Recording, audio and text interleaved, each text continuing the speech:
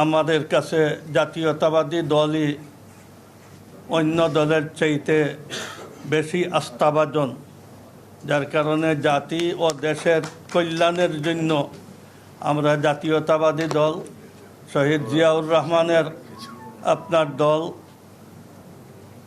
আমাদের সাবেক প্রধানমন্ত্রী খালেদা জিয়ার দল, ওনাদের সময়ে দেশের যে অর্থনীতি বা স্থিতিশীলতা ছিল, যার কারণে আমরা দীর্ঘদিনের আপনার দেখা হিসাবে এই দেশের আস্থাভাজন একটা দল, যার হাতে এই দেশ সুপর্দ করা যায়, আমরা জাতীয়তাবাদী দল মনে করি।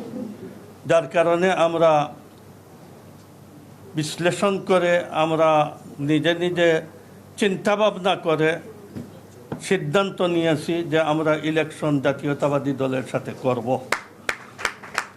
যার কারণে আমরা এই সিদ্ধান্তে উপনীত হয়েছি।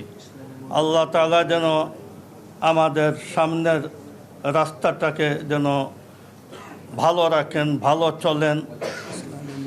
ইসলামী মূল্যবোধের বিশ্বাসী দল, এই হিসাবে আমরা ওনাদেরকে আর এরপরে জাতি ও দেশের কল্যাণের জন্য আমরা 8 দলীয় জোটের এমন কোনো আপনার অতীতে চালাইছেন বা ওনাদের এইসব আমরা কিছু দেখি নাই এখনও।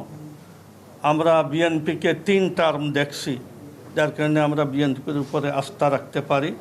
আর বিএনপির উপর কাছে এই আবেদন আমাদের থাকবে যে সরকার গঠন আল্লাহ তাআলা যদি তৌফিক দেয়, তাহলে এই দেশের জনসাধারণ যেভাবে দেশকে সামলানো আর অগ্রসর করে নেওয়া, ঠিক এইভাবে ইসলামী অঙ্গনটাকে যেন আপনার গতিশীল করা হয়।